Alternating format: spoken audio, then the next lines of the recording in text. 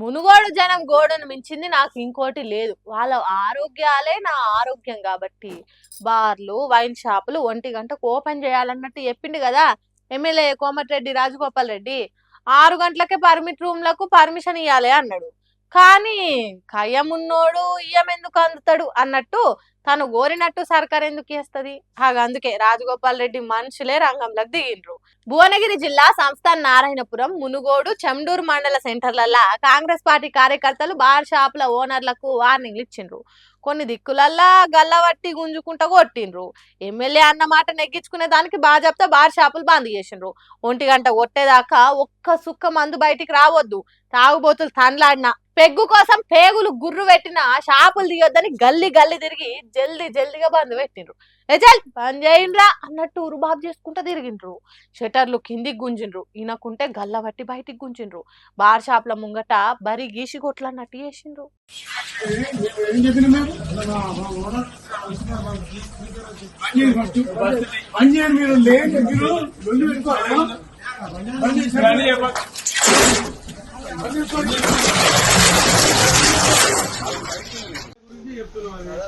ప్రజల ఆరోగ్యం గురించి ఎమ్మెల్యే గారు చెప్తున్నారు. అది మేము మొత్తం చేస్తున్నారు, అందరూ సహకరిస్తున్నారు. నువ్వే కావాలని బయట తీసుకొచ్చి పెట్టుకుంటామని ఓపెన్ చెప్తున్నా. మీరే కావాలన్న కంప్లైంట్ తీసుకొని పెట్టుకుంటున్నాం. ప్రజల ఆరోగ్యం గురించి చేస్తున్నాం, ఇది సహకరించమని చెప్తున్నాం. మేము పూర్తి బంద్ చేయని చెప్తున్నాం. నువ్వు ఆ రూల్స్ ప్రకారం పెట్టాను కనుక మొత్తం సిట్టింగ్ చూసిండ్రా, ప్రపంచ యుద్ధం మన పక్కకి జరుగుతున్నది అన్నట్టు చేస్తున్నారు. ఇంత చేస్తుంటే లక్షల రూపాయలు ఖర్చు చేసి టెండర్లు వేసిన వాళ్ళు ఎందుకు ఊకుంటారు? ఆఫీసర్లకు ఫిర్యాదు అయినరు, మా వ్యాపారం ఆగమవుతున్నదని చెప్పుకున్నారు. ఇంకేమున్నది, కొద్దిగా ఆలస్యం చేస్తే కొంపలా అంటుకుంటాయి, అశ్రద్ధ చేస్తే అసలుకే మోసం వస్తుంది అన్నట్టు ఆగమేఘాల మీద ఉరికొచ్చిండ్రట ఎక్సైజ్ ఆఫీసర్లు, పోలీసులు. శివసత్తులను మించి ఊగిపోతున్న కాంగ్రెస్ పార్టీ కార్యకర్తలను కంట్రోల్ చేసేదానికి తంటాలు పడ్డరు. తర్వాత దగ్గరుండి బార్ షాపులు, వైన్ షాపులు తెరిచిండ్రు. దగ్గరుండి కోటర్ సీసాలు కొనిపించిండ్రు. తాగుబోతులకు తంటాలు రాకుండా చేసిండ్రు. వారేవా, గిట్లు ఉండాలి ఆఫీసర్లు అంటే. రైతులకు యూరియా బస్తాలు దొరుకుతలేవని దానిలాడుతుంటే కనిపించని ఈ శ్రద్ధ బార్ షాప్ల కాడ కనిపించింది చూడు, మస్తు గ్రేట్. మునుగోడు ఎక్సైజ్ ఆఫీసర్లు, పోలీస్ ఆఫీసర్ల తిరుగుండాలే గాని కొంతమంది మీద కేసులు పెట్టి లోపటేసే ఉపాయం చేసిండ్రట. ఇగో ఇది కదా పనితనం అంటే. మరి తను అనుకున్నది చేయాలని దానిలాడుతున్న రాజగోపాల్ రెడ్డి అనుకున్నది జరగకుండా ఎక్సైజ్ ఆఫీసర్లు గీతిరిగా అడ్డం పడితే ఎట్లా కావచ్చు?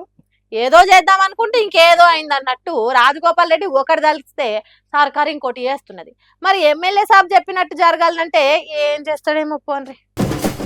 గాలికి పోయే కంప గోషి దాకింది అన్నట్టు సింగరేణి విచారణ అటు ఇటు తిరిగి సీఎం రేవంత్ రెడ్డికే తాకేటట్టు కొడుతున్నదట. అత్తగారు సొమ్ము అల్లుడు దాన ధర్మాలు చేసినట్టు సింగరేణి పైసలు చిల్లర తీరుగా ఫుట్బాల్ ఆట కోసం పురుసాతిగా ఖర్చు చేసినందుకు దాని మీద కూడా విచారణ చేస్తుందట సెంట్రల్ సర్కారు. సింగరేణి టెండర్లకు షిల్లులు పెట్టి ఇష్టం ఉన్నోళ్లకు కట్టబెట్టి కట్టలకు కట్టలు దోపిడీ జరుగుతున్నదని వార్తలు వచ్చినాయి కదా. దాని మీద సెంట్రల్ సర్కారు 2 సభ్యులతోని తీగలాగితే డొంక కదలాలన్నట్టు కమిటీ చేసింది. దాంతో పాటు సింగరేణి CSR నిధులు అంటే ఆపదలు ఉన్నోళ్ళని ఆదుకునే దానికి ఇప్పుడు పక్కకు పెట్టిన పైసలను నీళ్ళ తీర ఖర్చు చేసిన దాని మీద కూడా నజరేస్తారట, గట్టి విచారణ చేస్తారట. ఆ నడుమ మెస్సీతోని సీఎం రేవంత్ రెడ్డి షెండుందనే ఆట, ఫుట్బాల్ ఆట ఆడిండు కదా, దానికి ఏకంగా సింగరేణి పైసలు 10 కోట్లు పాలారం పంచినట్టు అంచిండ్రు. అంతేకాదు, సింగరేణి పైసలను సర్కార్ పథకాల కోసం వాడుకున్నారు. వాటన్నిటిని బయటికి తీయాలి. కార్మికుల కష్టంతో నడుస్తున్న సింగరేణి పైసలను వాళ్ళకి కాకుండా వేరే వాటికి ఎట్లా వాడుకుంటారు? సీఎం సొంత ఆట సోకుల కోసము సింగరేణి అల్కగా దొరికిందా? అసలు సింగరేణిని బతికిచ్చే ఆలోచన ఉన్నదా, లేకుంటే గిట్లన దాని పైసలు వేరే కార్యాలకు సొంత సోకులకు ఖర్చు చేసుకుంటా సింగరేణికి సీలేద్దాం అనుకుంటున్నారా అనేది ఈ విచారణలో తేల్చే పని చేస్తారట. 3 రోజులలో విచారణ చేసిన నివేదిక పబ్లిక్ ముంగట పెడతారట.